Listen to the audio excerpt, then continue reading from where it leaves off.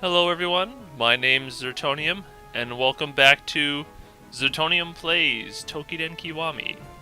I decided to go with a slightly different one than intro this time, just trying things out. And of course, accompanied by my good friend, B. Hello. Indeed. So, I think I might have mentioned maybe like 2 episodes back or something, when we transitioned to shorter episodes, that I'm using a different build, a long sword, like, gouge build, which I don't think I actually showed off the entire build, just for anyone who might be interested. Currently I have a slightly altered one, using the Great Unifier for Hero's Guidance, because Mitama farming. But if anyone was actually interested in the build, this is the one that I'm currently using, with the Great Unifier. And, yeah, that's it there. Although I'm gonna switch it back to the actual gouge build.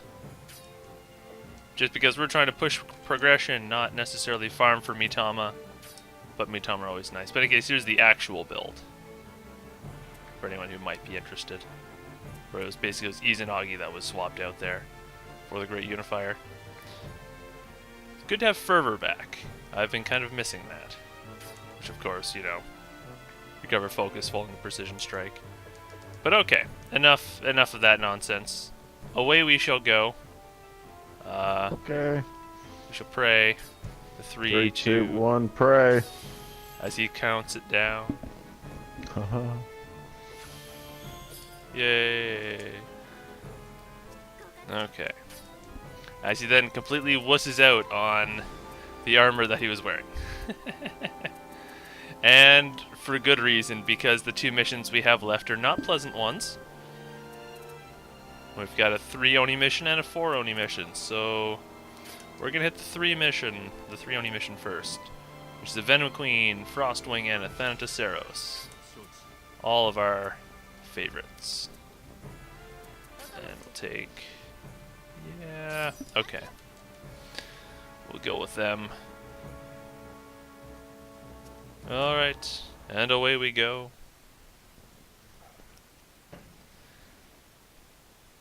So, a bit of interesting...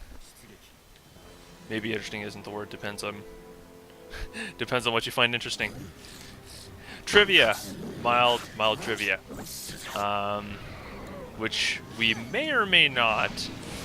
I don't know if we ever actually stated the names previously in any of the other videos we've done so far, but we've always called the Cimmerian King, where then we actually played with someone else, another friend who plays Kiwami, and he called it something else. He called it a Cimmerian King. And for the longest while, like, what the Cimmerian? What the hell is a Cimmerian King? Is he talking about one of the new Oni? No, not exactly, no. Well, I looked it up. As in, like, dictionary.com looked it up. And what we've been pronouncing as Cimmerian is actually Cimmerian. That is actually an actual word. It actually refers to an ancient people that lived during a specific time. Well, that was one definition. The other definition was something about like being in the darkness or something. I can't recall the other definition very well. But basically, the little pronunciation guide, it was actually totally it's actually Cimmerian, wouldn't you know? But my money is on at this point in time that we're probably not gonna change the way we pronounce it at this point, because we've been calling it that for literally hundreds of hours. So yeah, just putting that out there. I don't even know if B was paying any attention to what I was Oh, I was. Yeah, Talking right about on, pronunciation and stuff like that. Yeah. But We're English Canadian. We're probably saying a lot of this shit properly. That's like going through and learning how to say all the proper ways to say the Mitama's names. yeah, Fuck see, that's that noise. yeah. Whereas, I was just trying to think some other good example. I'm actually not coming up with one. Fuck it. Yeah. No, I can't recall. I actually had something else I wanted to mention there, but I completely spaced and whatever. Doesn't matter. Make notes. Make notes. How can I make notes when I'm busy killing this thing? Because it's literally something that came up now. It's Okay. Although you do raise a good point that I and or maybe we, that's up to you, ought to make notes as so we don't forget what it is we wanted to talk about. But I brought that up before we did the you first did. episode, or maybe the second, but it's true. It's true. He totally did. Yeah, still hasn't happened. Just wow, that was one down. Huh. I should have been paying a little bit more attention to her health, because that was a waste of a vigor. That makes me slightly sad. Yeah. Oh, actually, I guess I'm just thinking we haven't really properly showcased this build, because I think wasn't the last thing we did, and of course I'm gonna do my darndest to oh, you might want to get away. Oh, all right. Gonna do my What the shit? persistent damage field. Yeah. It hit. Because he nukes, so it hits several times while you're sitting in it. Normally you can only get hit once per attack, though. Yeah. On most monsters. Yeah. Except for the things that count as persistent Nope. damage fields. Well, what about Zertonium shoot. beans? No. Was it a wind? It was a wind something. I don't know if it was a wind shredder or not, but they pulled like a persistent wind tornado in front of them, and it's just like you're like, oh, just let the agility eat one hit, and then you just kind of stood in it, and then it ate the agility ate it, and then you ended up taking a follow-up hit because you were still standing in it because it was persistent for so long, and that's a lovely example, but I don't recall that happening. I do. But so, and actually, I guess to commentate on the fact that we're fighting. Actually, was this a Frostwing? Oh no, you posted it. Yeah, that's right. If you wanna, I suppose. oh, okay. I think it's a Frostwing. It looked like it dropped ice crystals before. Oh yeah, it is a Frostwing. Yeah. I noticed that fighting these guys, oh my goodness, the longsword gouge is amazing for like getting their asses out of the air. Fantastic.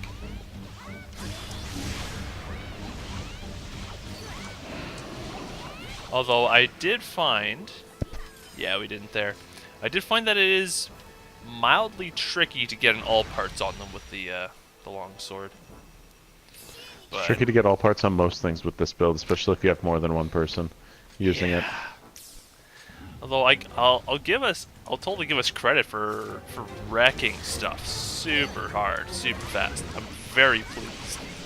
Pardon me. Very pleased about that. So we're having some good fun, and that's also going to be the fun of starting up with Toukiden 2. It's going to be the fact that literally we're going to have no pre-existing anything to work off of, as far as I know. I don't think anything carries over. I did look up a little bit of information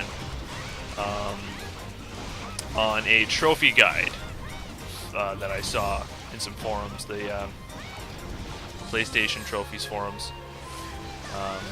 Because, of course, there is a trophy guide up there for the Japanese version, which, thankfully enough, said trophy guide was in English.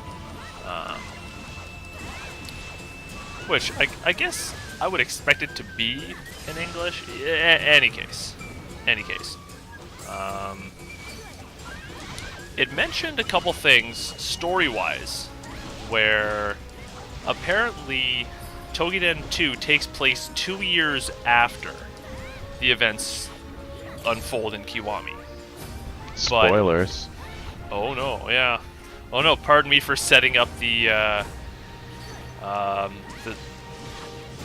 setting. But it didn't look like anything was terribly recurring. So, I don't know. It did, and it also didn't make it sound. Oh, jeez, I forgot my chili wasn't up. It didn't make it sound like anything carried over from previous games. So it will be a case of like starting fresh. And like I said, that'll be the interesting thing, because when we started up Kiwami here, we already had all of our experience from fighting everything in Age of Demons. We went in with, you know, a good 200 Mitama to start with. We had, you know, like basically some of the best expert rank gear you could get. So, you know, it wasn't difficult to just get into this and just start ripping everything apart. At least we will have personal experience on our side with this style of game. But it's the fact that we will literally be starting with nothing. We'll have junk for gear, and we won't have Mitamas to work off of. So we won't have like established builds or anything. And it'll actually be a long time before we get any decent semblance of an actual build going on. It'll be just jumbled, I guess, Mitama and, you know, tactics until we actually work something together.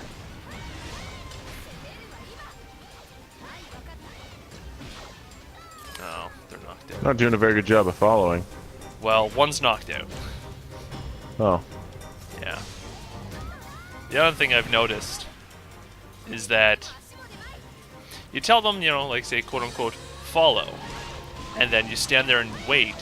The very instant that they perceive a potential threat, like a potential attack coming, they just like, nope, and they just scatter. And I can see why the AI would do that, the whole like self-preservation thing. But God, it can be annoying when you want to use those unified. So that was pretty decent though. Took all 3 of them out and didn't have to refresh skills. Was there a shrine? Oh yeah, there's a shrine right over there. Yeah. Yeah, I did that long ago. Oh, did you? Although on that last I one, used 7 vigors that match. At the very end there, I had used all my energy and vigor. It's a nice reward. Oh, lovely. So, yeah, and I guess that mission took a decent amount of time. Yeah, so that'll be an episode. That'll be a wrap. Because yeah, we're approaching about 14 minutes or so now-ish. So that'll do for now, and then in the next episode we'll tackle that next mission, that 4 Oni mission, and hopefully that shall unlock for us Phase 16 as we edge closer and closer to quote-unquote completing the phase missions. Whereas basically we're just gonna woo indeed. Where I think we talked about it off camera, but we were gonna basically just do episodes leading up to what the game considers the quote-unquote completion of the phases, which will be we'll have to unlock phase 17 and then complete the quote-unquote ultimate challenge or whatever it is. And then that'll be a wrap for these until, yeah, I was wondering when that was gonna happen. That'll be a wrap for these episodes until the release of Toukiden 2, which, to date this episode a little bit, is quite literally about 2 weeks from now.